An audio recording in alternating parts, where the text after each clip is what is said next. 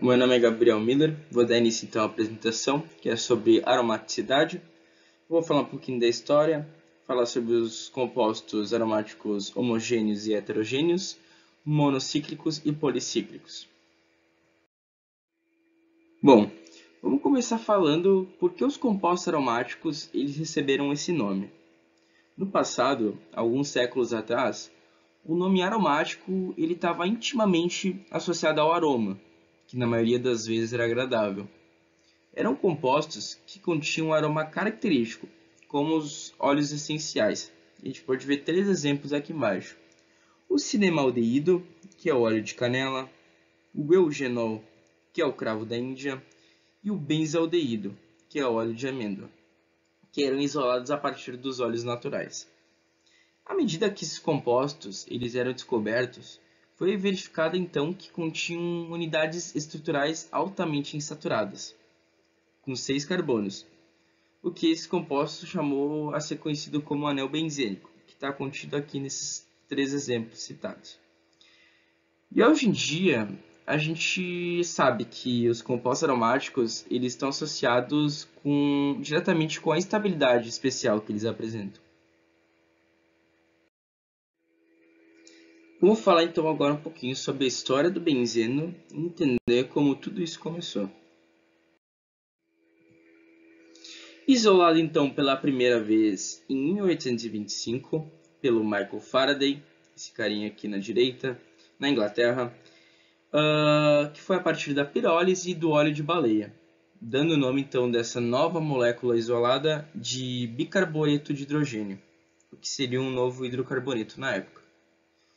Já outro avanço que tivemos em 1874, alguns anos depois, por Arlad Mitscherlich, que conseguiu determinar a fórmula do benzeno, propondo então uma reação com ácido benzoico e com óxido de cálcio, dando então um dos produtos do benzeno. E a partir da densidade do benzeno, comparado com outros hidrocarbonetos, ele chegou então na fórmula que seria C6H6. Já em 1865, Kekulé ele propõe a estrutura que na época foi a mais correta para o benzeno. Ocorreu então uma evolução estrutural para o benzeno, que em meados do século XIX foram propostos alguns modelos para ele.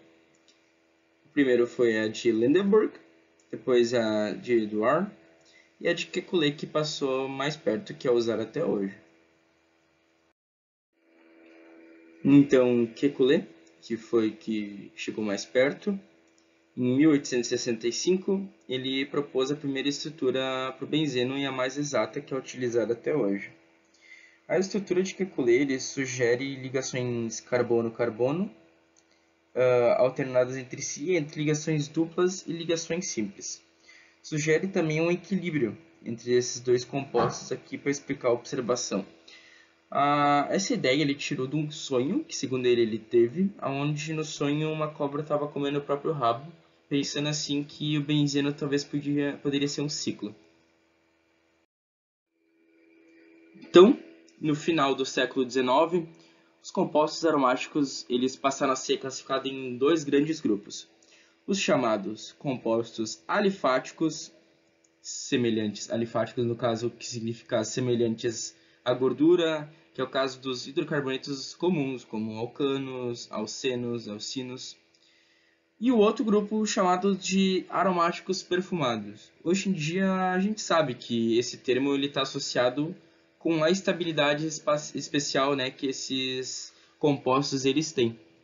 E embora o termo aromático seja associado aos compostos que possuem benzeno, hoje em dia a gente sabe que não necessariamente necessita na molécula ter o anel benzeno para ser considerado aromático.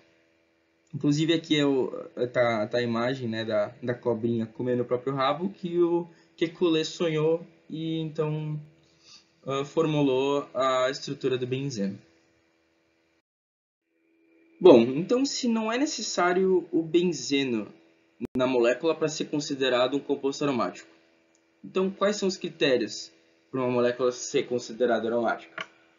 Bom, basicamente são esses três aqui, bem simples. Ser cíclico, uma cadeia fechada, deve obedecer à regra de Hickel, que 4N mais 2 igual a π, onde π é o número de elétrons π participantes na molécula.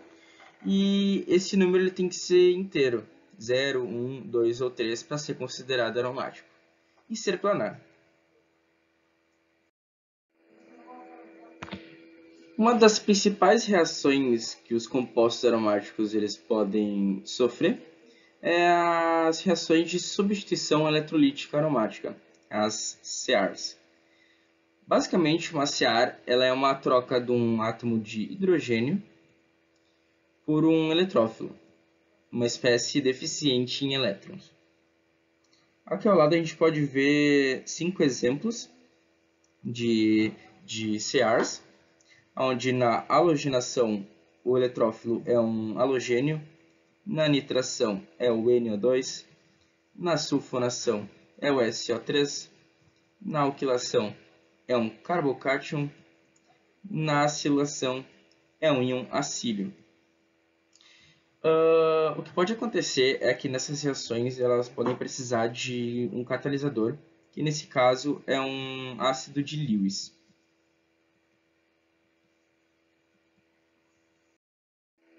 Falando então um pouquinho sobre a estabilidade do benzeno, a gente pode observar que é muito mais estável do que o valor teórico esperado, que é de menos 360 kJ por mol, que seria no caso 3 vezes o valor do ciclohexeno, que é menos 120 kJ por mol. O calor da hidrogenação experimental determinado do benzeno foi de 208 kJ por mol. 152 kJ por mol mais estável do que o calculado para o hipotético ciclo hexatrieno. Mas por que essa diferença? O que é essa diferença aqui? Ela é chamada de energia de ressonância, que é atribuída à conjugação observada que ocorre no benzeno. Como a gente sabe, Kekulé foi o primeiro a formular uma representação razoável para o benzeno, falando para nós que o benzeno seria um equilíbrio entre essa primeira representação e essa segunda representação. Hoje a gente sabe que na teoria moderna da estrutura do benzeno, tanto essa primeira estrutura, tanto como a segunda estrutura representam o benzeno. Mas o jeito mais correto de representar o benzeno seria essa terceira, o híbrido de ressonância, onde a representação seria um círculo dentro do hexágono, representando então que os elétrons π estão em ressonância durante todo o anel.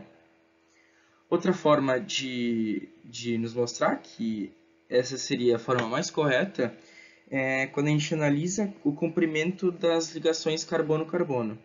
O comprimento de uma ligação carbono-carbono sp3, uma ligação simples, ela é de 1,54 angstroms.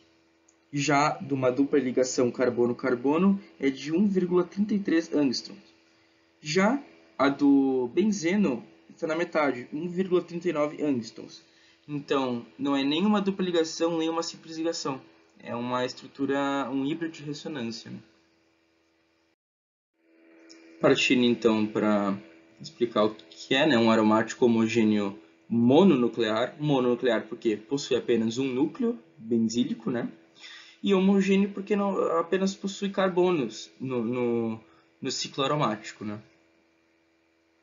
A gente pode ver aqui, através da regra de Hickel, que eles são aromáticos, onde 4N mais 2 é igual a 6. Possuímos aqui 6 elétrons π. E aqui também 6 elétrons π. Já os aromáticos homogêneos polinucleares, existem dois tipos, onde os núcleos são isolados. A gente pode ver aqui os dois núcleos isolados por duas ligações, onde os núcleos são condensados, que podem possuir 2 ou mais anéis benzenos fundidos. Todos aromáticos, segundo a regra de Hickel, que a gente pode ver aqui embaixo. Já nos aromáticos heterogêneos, mononucleares, eles possuem um outro elemento, como no pirrol, nitrogênio, do fluido no oxigênio. Eles possuem um outro elemento além do carbono, como membro do anel. Podemos ver aqui também que são aromáticos, segundo a regra de Hickel, cíclicos e planares. Ainda nos aromáticos heterogêneos, entretanto polinucleares. Polinucleares porque possuem 2 ou mais núcleos heterogêneos. Nesse caso aqui a gente pode citar os exemplos do que está até no nosso DNA, a adenina, com a regra de Hickel dando N igual a 2, a guanina, a timina e a citosina. Todos com elementos heterogêneos, né? com núcleos polinucleares heterogêneos.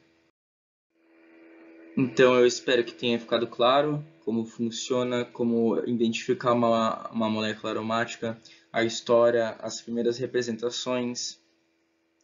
Eu quero agradecer, muito obrigado pela atenção de todo mundo que está vendo esse vídeo. Qualquer dúvida pode me contatar pelo e-mail. Muito obrigado.